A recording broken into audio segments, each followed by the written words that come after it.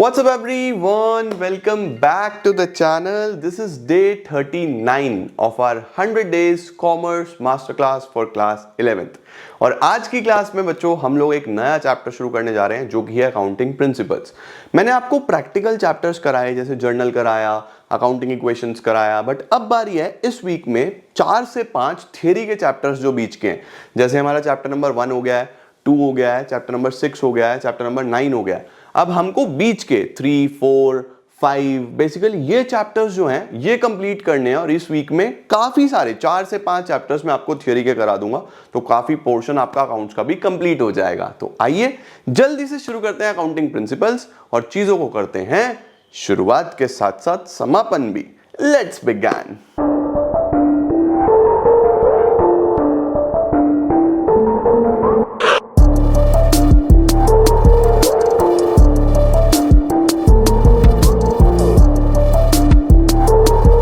अब देखो बेटा, ये वाला जो चैप्टर है ना ये होगा 2 पार्ट्स में। तो शुरू करते हैं सबसे पहले कि सर चैप्टर का नाम क्या है। देखो चैप्टर का नाम है अकाउंटिंग प्रिंसिपल्स, यानी आप जितनी भी अकाउंटिंग सीखने वाले हो, प्रिंसिपल्स हमको ये बताती हैं कि क्या करना है, कैसे करना है, किस तरीके से बुक्स में चीजें रिकॉर्ड होती हैं, किस टाइम पीरियड के लिए आप लोग अकाउंटिंग करते हो। अब देखो जैसे आप लोग अकाउंटिंग करते हो 1 अप्रैल से 31 मार्च के लिए। सर ऐसा क्यों?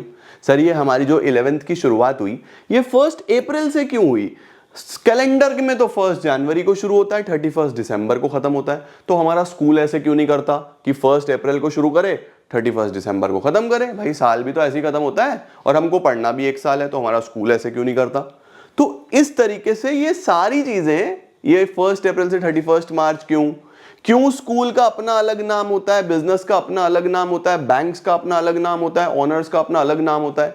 तो ऐसी बहुत सारी चीजें हैं जो अकाउंटिंग में आप पढ़ते हो, बट इन सबके पीछे रीजन क्या है, वो क्वेश्चन मार्क जो है ना क्यों, वो ये चैप्टर हमको बताता है। तो क्या होती है अकाउंटिंग प्रिंसिपल्स? अकाउंटिंग प्रिंसिपल्स हमारे पास बेसिकली गाइडलाइंस होती हैं। गाइडलाइंस क्या है? जो हमको बताती हैं कि हमको कुछ स्टैंडर्ड्स और रूल्स फॉलो करनी है, यानी हमको कुछ लैंग्वेज, कुछ सेट रूल्स। ये जो रूल्स हैं इनको हम बोलते हैं जनरली एक्सेप्टेड अकाउंटिंग प्रिंसिपल्स। क्या बोलते हैं? Generally accepted accounting principles. तो जितने भी बच्चों हम अकाउंटिंग करते हैं, आपने चाहे जर्नल एंट्रीज करी वो भी कुछ रूल्स पे करी, अकाउंटिंग इक्वेशंस बनाया वो भी कुछ रूल्स पे बनाया ना, तो बेसिकली प्रिंसिपल्स यही हमको बताती हैं कि कौन से रूल्स, कौन सी लैंग्वेज को हमको फॉलो करना है ताकि हमको कंसिस्टेंसी देखने को मिले through out India, even internationally भी आप देखोगे तो कंसिस्टेंसी देखने को मिलेगी कि सब जगह अकाउंटेंट्स इन्हीं को फॉलो करके चलते हैं, है ना। कंसिस्टेंसी मिले, कंपेरेबिलिटी मिले, फेथफुल प्रेजेंटेशन मिले, तो काफी सारी चीजें हम लोग इस प्रिंसिपल्स में सीखते हैं, राइट। अब देखो प्रिंसिपल्स के क्या फीचर्स हैं। सबसे पहले the principles are uniform set of rules. Uniform का क्या मतलब होता है कि सब जगह यही देखने को आपको मिलेंगे। ऐसा नहीं होगा कहीं पे ईयर शुरू हो रहा है जी 1 जुलाई पे, कहीं पे ईयर शुरू हो रहा है 1 जनवरी पे, कहीं पे शुरू हो रहा है 1 नवंबर पे, ऐसा नहीं होता। सब जगह अगर अकाउंटिंग ईयर स्टार्ट होगा तो 1 अप्रैल से स्टार्ट होगा, खत्म कब होगा? 31 मार्च पे खत्म होगा। तो यूनिफॉर्मिटी है ना, इसी यूनिफॉर्मिटी के लिए हम लोग प्रिंसिपल्स को पढ़ते हैं। तो प्रिंसिपल्स सबसे पहले हमें क्या मदद करते हैं? These are uniform set of rules और guidelines develop to ensure uniformity. ठीक है। दूसरा, ये सारे मैन मेड है, जितने भी प्रिंसिपल्स हैं ये मैन मेड है, ह्यूमंस ने बनाए, ठीक है, और ह्यूमंस ने डिराइव करें अपने एक्सपीरियंस और रीजंस के साथ। सही है जी, परफेक्ट। उसके बाद अकाउंटिंग प्रिंसिपल्स बेटा फ्लेक्सिबल है। फ्लेक्सिबल का क्या मतलब होता है? फ्लेक्सिबल का मतलब जो चेंज होता है विद टाइम, जैसे जैसे चीजें चेंज होती हैं, जैसे जैसे सिचुएशंस चेंज होती हैं, वैसे वैसे अकाउंटिंग प्रिंसिपल्स भी चेंज होते आ रहे हैं। They are bound to change with the passage of time in response to the changes in business practices, government policies and the users of accounting information. तो समय के अनुसार सबसे पहले यूनिफॉर्म सेट ऑफ रूल्स हैं, फिर मैन मेड है, फिर एज पर टाइम चेंज होते रहते हैं, रिजिड नहीं है। ठीक हो गया बच्चों जी। उसके बाद अकाउंटिंग प्रिंसिपल्स को हम जनरली एक्सेप्टेड क्यों बोलते हैं? जनरली एक्सेप्टेड बेटा इसलिए बोलते हैं क्योंकि ये across regions, across India, even internationally इनका एक जनरल एक्सेप्टेंस देखने को मिलता है। जनरल एक्सेप्टेंस का मतलब कि अक्रॉस रीजन्स, अक्रॉस एरियाज सारे अकाउंटेंट्स ने इनको एक्सेप्ट किया है और इनको फॉलो किया जाता है। इसका मतलब accounting principles are the basis and guidelines for accounting and are generally accepted. The general acceptance depend upon how well it satisfy the following three criteria. अब देखो हमारी अकाउंटिंग जो है ना वो तीन चीजों को फुलफिल करना चाहिए। सबसे पहले रेलेवेंट होना चाहिए। भाई अगर एक प्रिंसिपल रेलेवेंट है तो वो यूजफुल रहने वाला है ना यूजर के लिए, तो उसको फॉलो किया जाएगा। तो अगर कोई चीज रेलेवेंट है तो वो चीज ऑफ कोर्स एक्सेप्टेबल होगी। दूसरा ऑब्जेक्टिव है। ऑब्जेक्टिव का मतलब उसके अंदर किसी प्रकार का कोई बायसनेस नहीं होना चाहिए, किसी प्रकार की गड़बड़ नहीं होनी चाहिए, जो भी होना चाहिए ट्रू एंड फेयर होना चाहिए, तो फिर वो एक्सेप्टेबल होगा। और तीसरा फिजिबल है। फिजिबल का मतलब वो एक तरीके से कॉम्प्लेक्स नहीं है, वो इजी है अप्लाई करना, समझना आसान है। अगर कोई चीज इजी टू अंडरस्टैंड है तो उसको एक्सेप्ट करने में क्या प्रॉब्लम है। तो कोई भी प्रिंसिपल जनरली एक्सेप्टेबल कब कहलाता है? नंबर 1 जब वो रेलेवेंट हो, नंबर 2 जब वो ऑब्जेक्टिव हो, नंबर 3 जब वो फिजिबल हो। तो तीन चीजों का, छोटी छोटी चीजों का ध्यान रखा जाएगा तो फिर हम उन प्रिंसिपल्स को क्या बोल देंगे? जनरली एक्सेप्टेबल बोल देंगे। ठीक है जी। अब प्रिंसिपल्स कितने तरीके के होते हैं बेटा? बेसिकली प्रिंसिपल्स को ना बहुत सारे नामों से डिफाइन करा जाता है। जैसे कहीं पे बोला जाता है assumptions, कहीं पे बोला जाता है कन्वेंशंस, कॉन्सेप्ट्स, डॉक्ट्रिन्स, पोस्टुलेट्स, मतलब अलग अलग चीजें हैं। लेकिन मेनली हमें दो चीजें पढ़नी है। सबसे पहले अकाउंटिंग कॉन्सेप्ट्स या assumptions, कॉन्सेप्ट्स या फिर assumptions, और दूसरे कन्वेंशंस। दूसरे क्या होते हैं? कन्वेंशंस। तो सबसे पहले कॉन्सेप्ट्स या assumptions को ही पढ़ते हैं, फिर कन्वेंशंस पे आएंगे, है ना। तो देखो सबसे पहले आ रहे हैं कॉन्सेप्ट्स या फिर assumptions। इसका मतलब क्या है? इसका मतलब ये है बेटा कि हम लोग जब भी अकाउंटिंग करेंगे तो कुछ चीजें हमेशा होंगी ही होंगी। हम मान के चलेंगे कि इसको बताने की भी जरूरत नहीं है, दीज आर प्री एज्यूम्ड, कि ऐसा हो ही रहा है, ऐसा होगा ही होगा। तो एक बिजनेस में अकाउंटिंग करते हुए या जनरल लैंग्वेज में भी हम ये मान के चलेंगे कि इन चीजों को बोलने की भी जरूरत नहीं है, दीज आर सेल्फ एज्यूम्ड। उनको हम क्या बोलते हैं? Accounting assumptions. तो देखो लिखा हुआ है, in order to make the accounting language convey the same meaning and make it more meaningful, most of the accountants have agreed on a number of concepts which are usually followed, जो follow करे ही जाते हैं, आपको कहने की भी जरूरत नहीं है। उनको हम बोलते हैं क्या? Accounting assumptions। इनको हम बेसिक अकाउंटिंग assumptions भी बोलते हैं। ठीक है। कितने assumptions हैं बेटा? As per accounting standard 1 issued by the Institute of Chartered Accountants of India। ठीक है। ये जितने भी हमारे पास अकाउंटिंग स्टैंडर्ड्स हैं बेटा, वैसे अगला चैप्टर में हम लोग अकाउंटिंग स्टैंडर्ड्स पढ़ने वाले हैं। तो अकाउंटिंग स्टैंडर्ड्स क्या है? बेसिस होते हैं जिस बेस पे अकाउंटिंग करी जाती है। ठीक है। जिस बेस पे अकाउंट्स में आप सारे रूल सीखते हो, वो किस बेस पे सीखते हो? स्टैंडर्ड्स के बेसिस पे। स्टैंडर्ड्स कौन देता है? ICAI, the institute of chartered accountants of India, है ना। तो AS1 में, अकाउंटिंग स्टैंडर्ड 1 में जो किसने इशू करा है? Institute of chartered accountants of India ने। 3 assumptions हैं जो सब मान के चलते हैं। इनसे कोई नहीं बचा, इनसे कोई नहीं भाग सकता, ये 3 सबको मान के चलने ही हैं। कौन कौन से हैं? Going concern, accrual, consistency. 3 याद करो, going concern, accrual, consistency.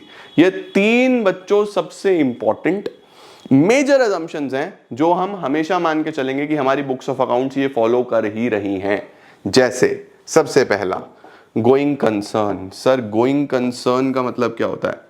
Going concern ये बोलता है कि हम ये मान के चलते हैं कि मेरा business is going to run for an indefinite period of time.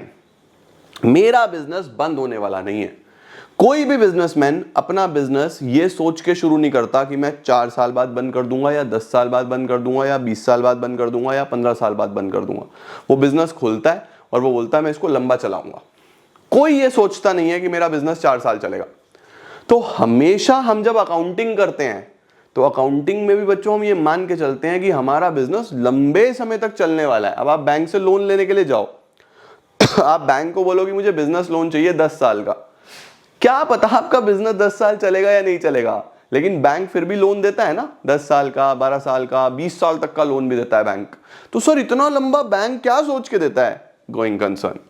Bank को पता है कि भैया कोई भी इंडिविजुअल अपने बिजनेस को ऐसे बंद नहीं करने वाला, हर इंडिविजुअल का माइंडसेट क्या है कि उसका business is going to go on forever, उसका बिजनेस बंद होने वाला नहीं है। तो पहला जो assumption है ना वो क्या है, गोइंग कंसर्न। इसका मतलब मेरा business is going to run for a long period of time. I'm so sorry, मेरा डोगो आ गया था रूम में, उसको मैंने बाहर निकाला है, बाहर जाके कर रहा है भाऊ भाऊ भाऊ भाऊ, पहले अंदर आके करने लगा था। वो भी कहता है मैं भी अकाउंटिंग पढ़ूंगा।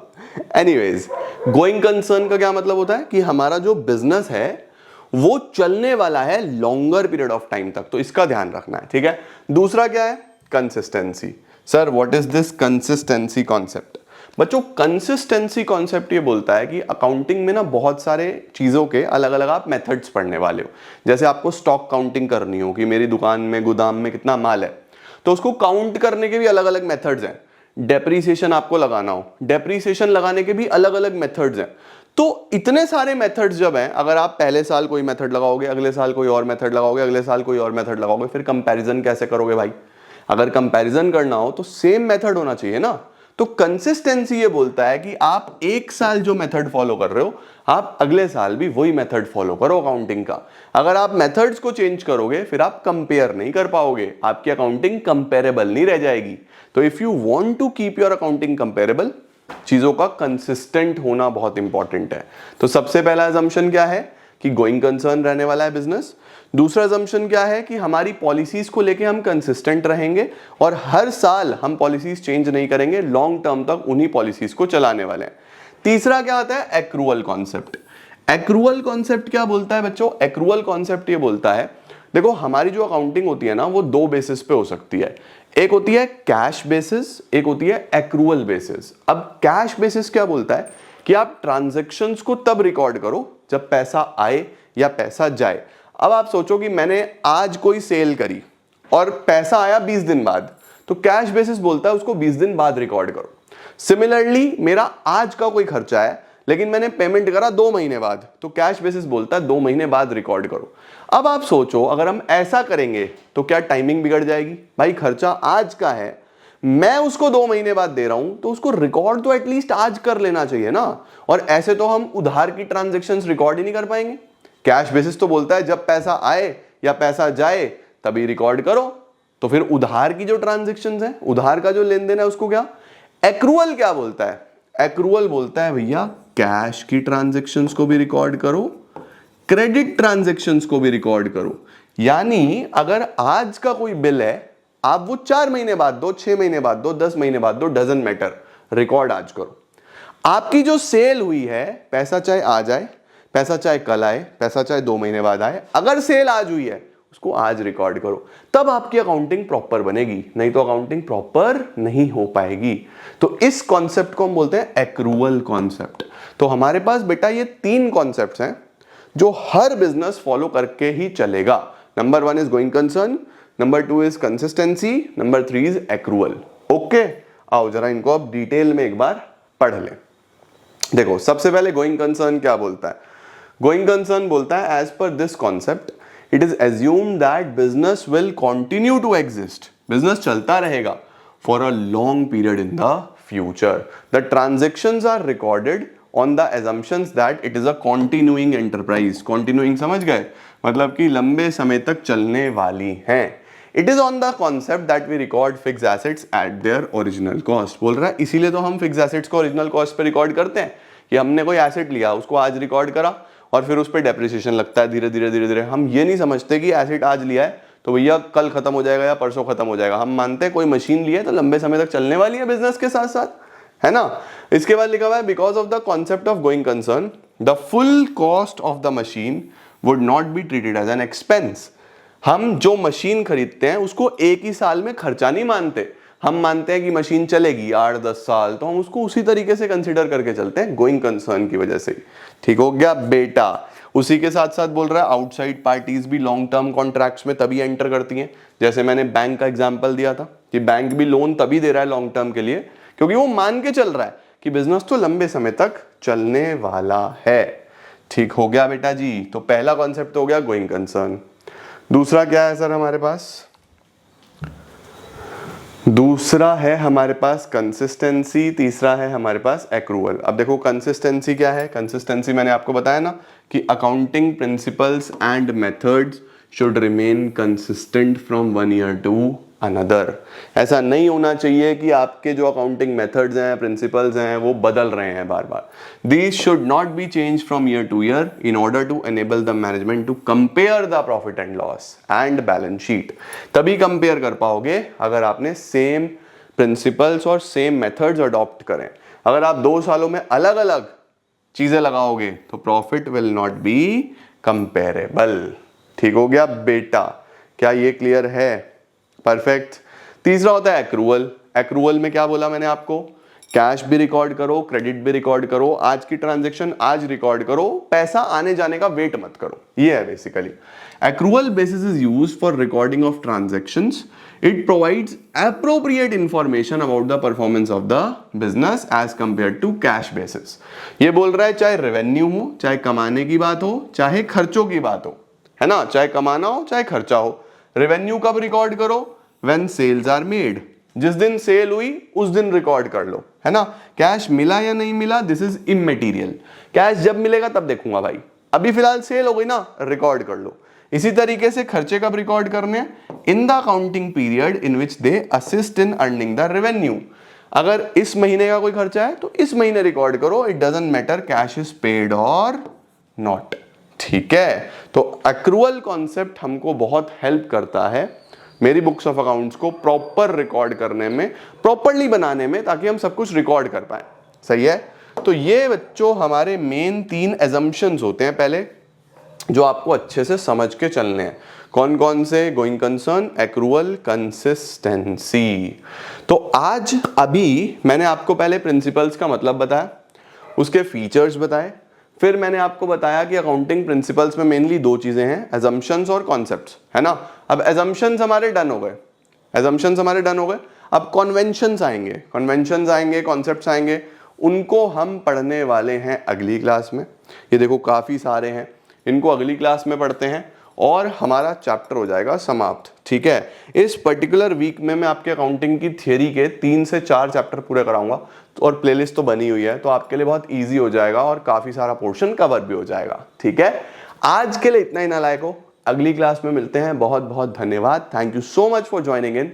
आई am gonna see you all super duper soon. Till then see ya, take care, bye bye, keep growing, keep glowing and keep smiling.